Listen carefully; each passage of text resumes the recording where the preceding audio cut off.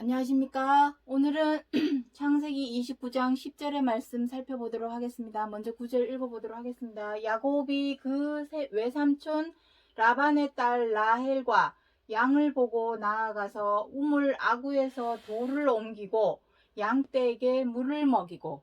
자, 오늘 이 창세기 29장 10절 말씀 중에서 야곱의 우물에 대해서 살펴보도록 하겠습니다. 야곱의 우물. 자, 지금 이 야곱의 우물하는 이 우물은 이미 아브라함이, 야곱의 할아버지죠. 아브라함이 하란 땅에 살다가 하나님께서 가나안으로 가라고 해서 가나안으로 가는 노정 중에서 브엘세바라고 하는 곳이 있습니다. 그곳에서 이미 이 우물을 팠었었죠. 그 우물이 이삭 때를 지나서 아브라함의 아들인 이삭을 지나서 이삭의 아들인 야곱 때까지 이른 것입니다. 그래서 이 우물, 이미 아브라함과 이삭과 야곱에 의해서 이 우물을 통하여 사람은 물론 짐승들까지도 이 물에서 물을 먹였던 이 역사적인 사실. 자, 야곱의 우물에서 물을 먹였다라는 것은 역사적인 사실입니다. 우리는 이것을 이미 주일학교에서도 배웠고 설교를 통해서도 많이 들어온 내용입니다. 하지만 오늘 이 시간 이 야곱의 우물에 대하여 살펴보고자 하는 이유는 이것이 전부가 아니기 때문입니다. 지난 시간에 항상 말씀드렸지만 성경 66권은 역사책입니다. 왜냐하면 6,000년의 역사를 담고 있죠. 6,000년의 역사를 담고 있는 역사책이지만 우리가 알고 있는 대부분의 역사책하고 다른 이유는 그 역사 속에 중요한 것은 이것입니다. 역사 그 속에 하나님의 약속, 예언, 언약, 이것이 들어있기 때문입니다. 이것이 아니라면 서점에 가면은 다른 역사책들이 얼마든지 많은데 굳이 성경을 통하여 우리가 왜 이스라엘 역사를 들여다보게 되었는가 하는 것입니다. 그렇기 때문에 이 역사는 우리가 지금까지 배워오고 들어왔던 그 역사에 관한 역사적인 사실, 사건, 이것으로만 우리가 성경을 여태 들여다봐 온 것은 도의 초보입니다. 초보. 그리고 온전한 것이 아닌 부분적으로만 알고 있는 것입니다. 이게 다가 아니라는 얘기죠. 창세기 29장 10절에서 말씀하시는 야곱의 우물, 그거 한 가지만 우리가 지식적으로 알고 끝나는 것이 다가 아니라는 것입니다. 그 안에 들어있는 야곱의 우물에 관한 하나님의 약속의 말씀, 우리에게 무엇을 약속하셨는가, 그것을 아는 것까지가 우리가 하나님의 뜻을 알아야 하는 이유입니다. 이것이 바로 온전한 참 형상입니다. 이것은 부분적으로 한 것이니 이것은 온전한 참 형상이라 할 수가 없고 참 형상에 대한 그림자라고 말할 수 있는 것이죠.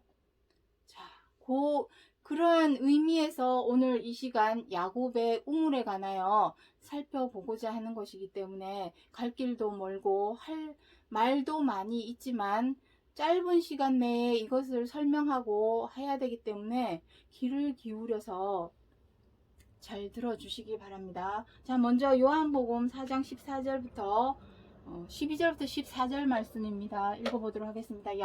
우리 조상 야곱이 이 우물을 우리에게 주었고 또 자기와 자기 아들들과 짐승이 다 먹었으니 당신이 야곱보다 더 크니까 예수께서 대답하여 가라사대 이 물을 먹는 자는 다시 목마르려니와 내가 주는 물을 먹는 자는 영원히 목마르지 아니하리니 그 속에서 영생하도록 솟아나는 샘물이 되리라. 자, 지금 요한복음 4장에서 창세기 29장에서 말씀하시는 야곱의 우물에 대해서 예수 그리스도께서 다시 말씀을 하고 있죠. 자, 이 부분은 지우도록 하겠습니다. 자, 야곱의 우물. 야곱의 우물 물도 물이요. 예수 그리스도께서 내가 주는 물 하는 이 물도 물입니다. 자, 여기 물이 두 가지가 있죠. 야곱의 우물물. 그리고 예수께서 주시는 예수께서 주시는 물. 그 물을 깊숙한 것에서 길러내는 것이라면 예수 그리스도께서 주신 것도 우물물이겠죠. 중요한 것은 이 물이 우리가 매일 마시는 그 정수기인 물, 수돗물, 그 물을 말을 하고 있지 않다라는 것입니다. 창세기 29장에서 야곱의 우물물, 우리는 이 물이 정말 우리가 수돗물이나 정수기물 같은 한강물, 그런 물, 정말 우리가 마시는 물인 줄만 알았는데 요한복음 4장 12절부터 14절에 와서 보니 그 물이 이게 논리상 또 어법상 그 읽어보니까 우리가 마셔오는 그 생수물, 정수기물, 수돗물이 아니네. 그 물이 아니죠. 이 물이 무엇입니까? 말씀에 관한 얘기십니다. 말씀. 요한복음 7장 37절부터 38절에도 무엇이라 합니까? 나를 믿는 자는 너희 배에서 생수의 강이 흘러 넘치리라. 그 생수의 강이 정말 한강, 그런 낙동강 이런 강을 의미하는 것일까요? 아니죠. 말씀을 두고 하시는 것입니다. 우리의 마음속에 믿는 자에게는 그 마음속에 말씀의 물이 흘러 넘칠 것에 대하여 말씀하신 것이죠. 그렇다면 예수 그리스도께서 주시는 물은 영원히 목마르지 아니해서 그 속에 영생하는 솟아나는 샘물이 된다고 했죠. 자, 그리스도. 자, 샘물입니다. 영생하도록 솟아나는 샘물이라 했습니다. 하지만 야곱의 물, 야곱이 주었던, 야곱 때를 시작해서 주었던 그 우물물은 영생을 준다고 했는데 그리스도께서는 야곱이 주었던 우물물은 그러면은 무엇일까 하는 것입니다. 이 물은 말씀이라고 했죠. 그렇다면 야곱이 주었던 우물물은 어떤 말씀이냐 하는 것이죠. 야곱으로 인해서 이스라엘이라는 이름이 주어지고 야곱의 12아들을 통하여 12족장, 12지파를 이루어서 생육번성해서 이스라엘이라고 하는 나라를 형성했습니다. 그것이 모세 때까지 거슬러 올라가죠. 그래서 모세 때에 주었던 그 말씀이 무엇입니까? 바로 율법입니다. 모세의 율법. 율법은 아까도 여기 썼던 거 기록하시죠? 히브리서 10장 1절에 무엇이랍니까? 율법은 장차 오는 일에 대한 참형상이 아니요 참형상에 대한 그림자라 했습니다. 그림자는 무엇입니까? 부분적인 도의 초보입니다. 하지만 그리스도께서 주셨던 이 샘물이 우리의 영혼의 목마름을 해소시켜 줄 수 있는 온전한 참형상. 왜 우리 영혼의 목마름을 해소시켜 줄 수 있냐면 참형상을 밝히 보여주기 때문입니다. 요한복음 14장 29절에 무엇이랍니까? 내가 너희에게 비사로 일렀거니와 때가 되면 밝히 이르리라. 밝히 이른다는 것은 참형상이죠. 비사 비유로 이르신 것은 부분적인 거고 도의 초보입니다. 참형상은 말씀이요. 여기서 물 했던 그 물은 부분적인 도의 초보죠. 비유. 우리의 육신도 목이 마르고 가라면 물을 마시듯이 우리의 영혼의 가람을, 목마름을 채워줄 수 있는 것은 오직 온전한 참형상이라는 것을 알려주기 위해서 창세기 29장 10절에서 기록하고 있는 말씀이라는 것입니다. 그렇다면 이 율법이 왜 우리의 영혼에 온전하게 가람을 채워주지 못하였는가? 왜 그림자였는가? 라는 것을 우리가 알아봐야 되겠죠. 갈라디아서 3장 19절 말씀 보도록 하겠습니다. 율법은 무엇이냐? 범법함을 인하여 더한 것이라. 그러나 성경이 모든 것을 죄 아래 가두었으니. 자, 이게 무슨 말씀입니까? 로마서 3장에도 기록하고 있습니다. 율법은 무엇이랍니까? 율법으로는 죄를 깨닫는다 합니다. 죄를 깨닫는다. 우리가 자꾸 죄를 지으니까 자꾸 사람도 죽이고 못된 짓도 하고 사기도 치고 폭력도 행하고 또 칼만 안 들었지 말로 상대편을 죽이는 악하고 독한 말도 내뱉기도 하기 때문에 그러한 것이 죄다 하는 것을 깨닫게 하시려고 율법을 주신 것입니다. 그래서 이렇게 하면 안 된다, 저렇게 하면 안 된다 라고 모세 율법에다가 1000가지 만가지 법으로 기록을 해 놓으셨죠. 하지만 우리 사람이 그 성경을 보고 이게 죄구나, 행하지 말아야겠네 하고 행하지 않으면 다행인데 어떻게 합니까? 그 법에 안 된다, 그렇게 행하는 것은 죄다라고 기록한 것을 보고도 사람은 죄를 행하고 있죠. 죄를 범하고 악을 행하고 있기 때문입니다. 그래서 결국은 여기서 말씀하시는 성경이라는 것은 율법을 의미합니다. 율법을 하나님께서 우리에게 주신 것은 우리가 죄를 범하지 않게 하기 위해서, 그것이 죄다라는 것을 깨닫게 하셔서 죄를 다시는 행하지 않게 하기 위해서 주신 것이 율법인데, 오히려 그 율법을 보고도 사람이 죄를 범하고 있으니 그 성경, 율법이 우리를 오히려 죄 아래 가두어 버린 것이 되어버렸습니다. 그래서 로마서 7장에서 사도 바울이 무엇이랍니까? 마음으로는 선을 행하기를 원하지만 어떻게 한답니까? 자꾸 악으로 행하는도다. 내 마음에 원하는 대로는 행하지 않고 자꾸 악으로, 죄로 행하니 나를 이 구렁텅이에서 건져줄 자 누구랴? 라고 로마서 7장에서 사도 바울이 기록을 하고 있습니다. 자, 그렇다면은 그 율법 아래에 우리가 중요한 것은 그것이죠. 그렇다면 내가 지금 아직도 율법 아래에 있는가? 죄 아래에 있는가?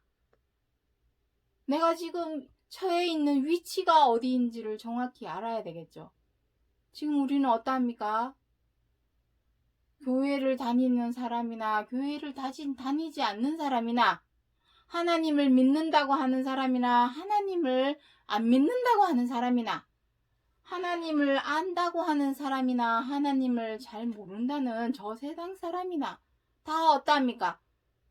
미우면 미워하고 뜻대로 안 되면 분노하고 마음대로 안 되면 비방하고 못마땅해지면 함부로 대하고 언짢아지면 갑질하는 죄와 악을 어느 누구를 막론하고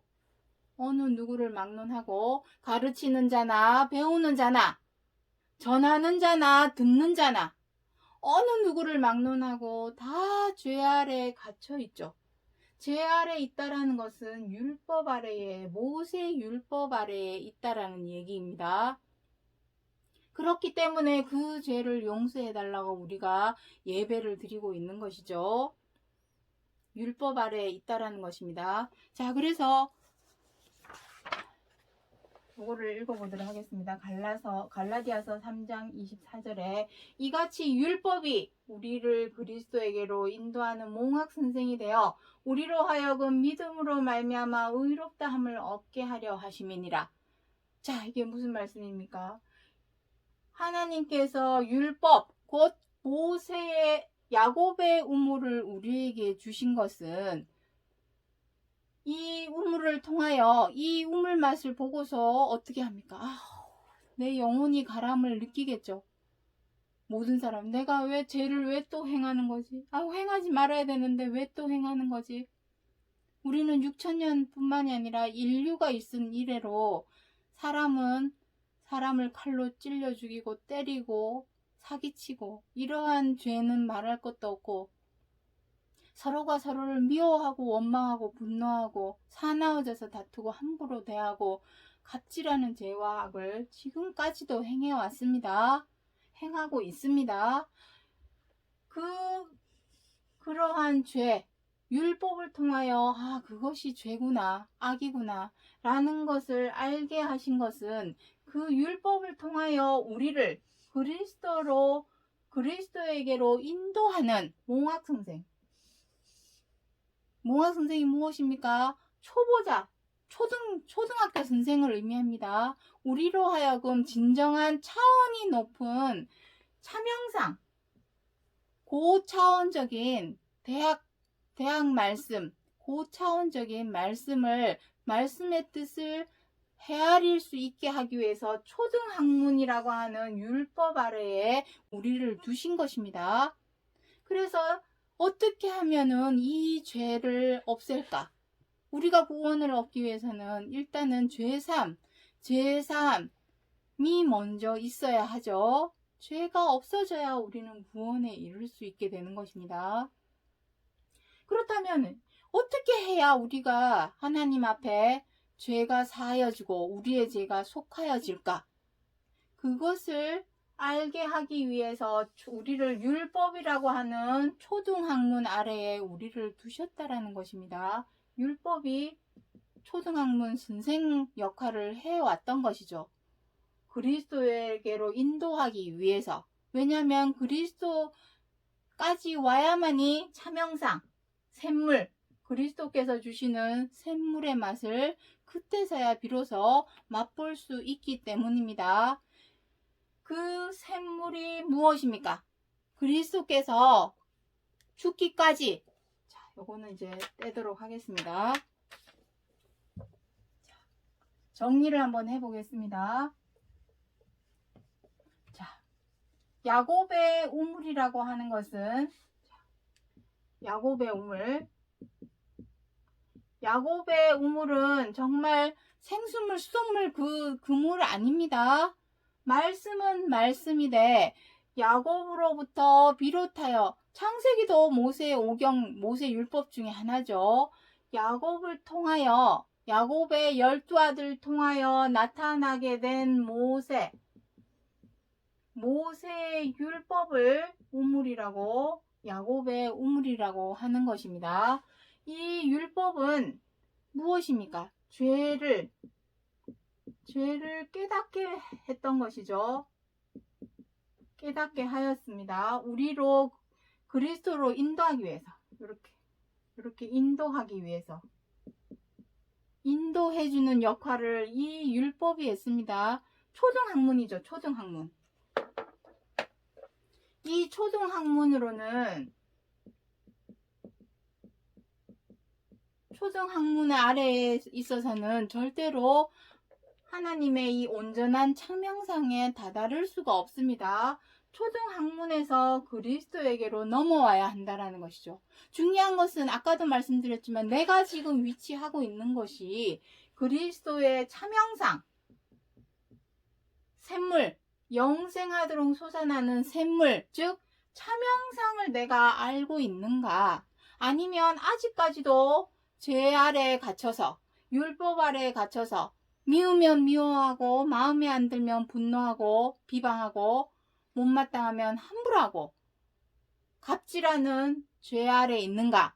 내가 지금 처해 있는 위치를 정확히 알아야만이 그리스도에게로 우리가 돌아갈 수 있다라는 것입니다. 왜냐하면 그곳에 가면 참영상을 알려주시기 때문입니다. 참영상은 무엇입니까? 그리스도께서 주신 영생하도록 솟아나는 샘물이 되리라 하신 그 물, 그 물의 참영상은 무엇입니까? 그리스도께서 죽기까지 하시면서 사복음서를 통하여 기록해 주신 말씀, 그리고 유대인들이 어디에 있든지, 성전에 있든지 산에 있든지 회당에 있든지 어디에 있든지 사람이 모이는 곳이라면 전하신 말씀, 말씀의 키워드, 그것이 무엇입니까? 서로 사랑하라. 서로 사랑하기 위해서는 어떻게 해야 됩니까? 나보다 남을 낮게 여기는 마음, 낮게 여기는 마음, 겸손하고 낮은 마음이죠. 나보다 남을 낮게 여기는 행동이 어떤 것이 있습니까? 상대방, 다른 사람의 입장과 처지를 헤아리고 이해하고 존중하여서 관용으로 배려하고 양보하는 것이 바로 나보다 남을 낮게 여기는 마음입니다. 하지만 이러한 마음을 가지기가 어렵죠. 먼저는 내 입장과 내 처지가 앞서게 되고 내 기준과 내 관점을 내세우게 되죠. 사람은 이기적이고 자기중심적이어서.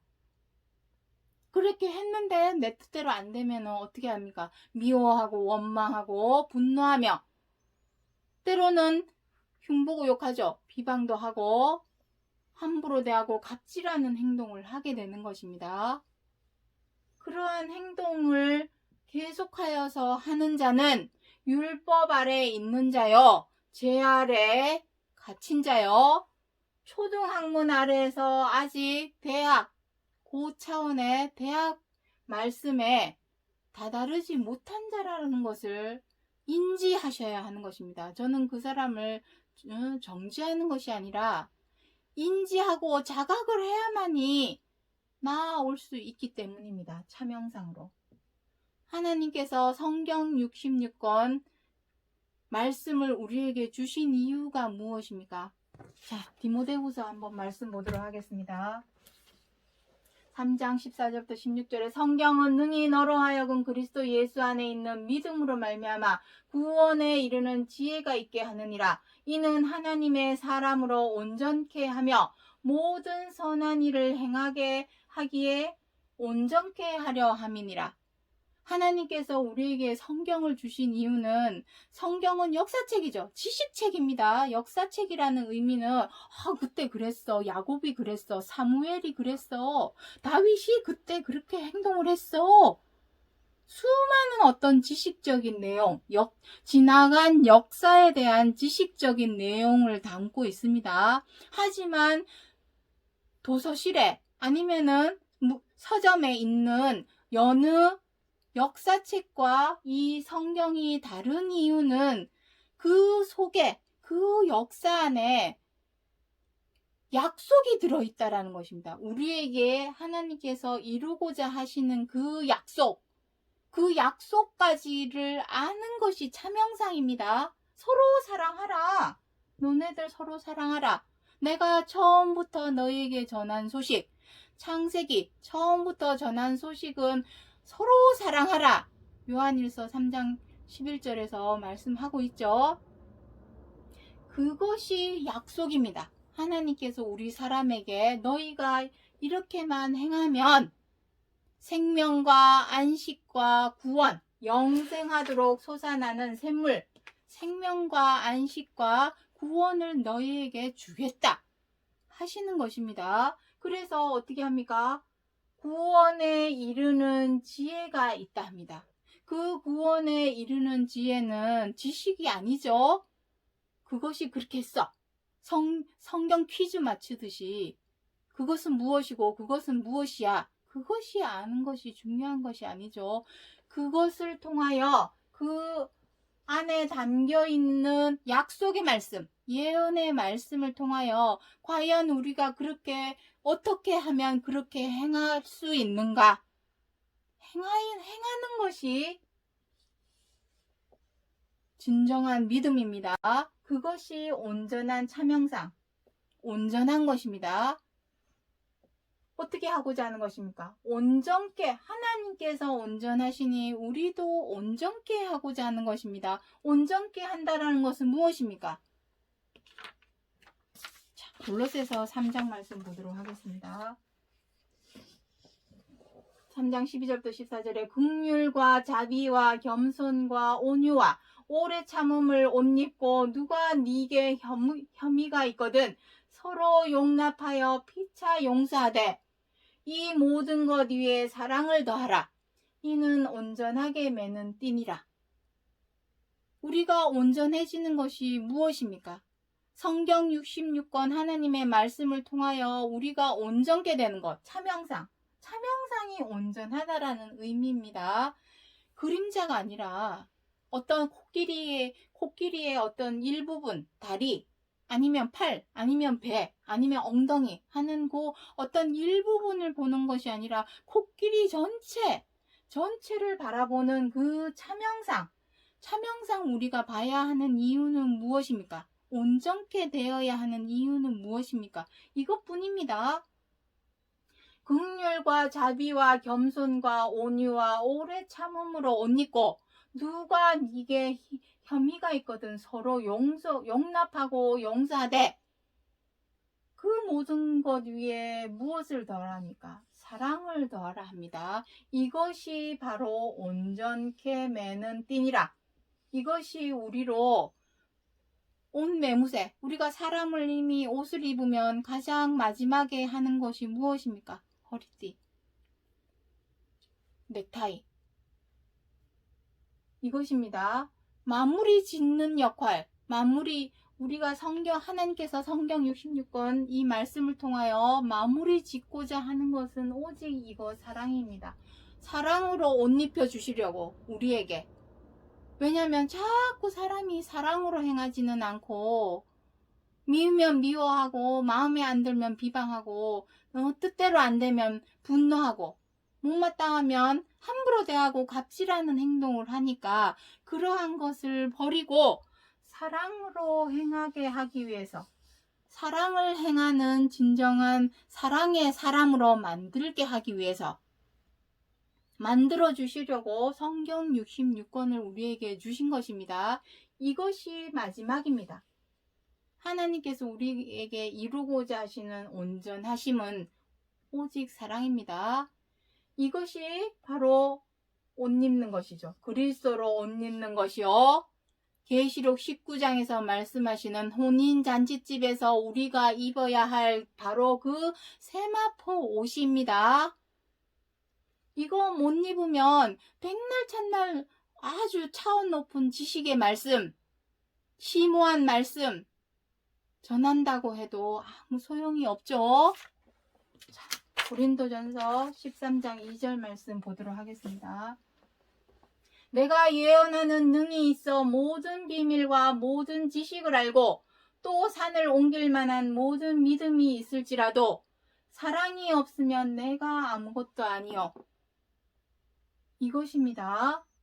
아무리 차원이 높은 말씀, 아무리 저 사람의 믿음을 옮길 만한 비밀 같은 말씀, 누군가가 전한다고 할지라도 그 끝에 서로 사랑하십시오.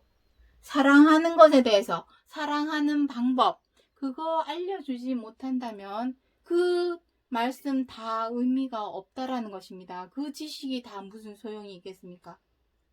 그리스도께서 사람들에게 말씀을 전하였지만 결국은 십자가에 못 박도록 자기 자신을 유대인들에게 주신 것은 사랑 때문입니다. 사랑. 사랑 하나 실천하시기 위해서 전하고 알리고 가르치신 것만 아니라 그 가르치신 것을 몸소 실천하여 옮기신 것이 바로 십자가의 죽으심입니다. 다음 시간에 또 이 십자가의 죽으심에 대해서 설명을 하겠지만 그거 하나, 요것이 하나 행하는 것이 우리에게 생명이요. 생명이 되는 것입니다. 영생하도록 솟아나는 샘물입니다. 말씀의 키워드. 그거 하나, 이 영생하도록 솟아나는 샘물, 그리스도에게서 솟아나는 이 샘물 하나 알려주시기 위하여 창세기 29장 10절에서 야곱의 우물에 관하여 기록하여 주신 예언의 말씀이라는 것을 기억해 주시기 바랍니다. 오늘 여기까지 하고 마치겠습니다. 감사합니다.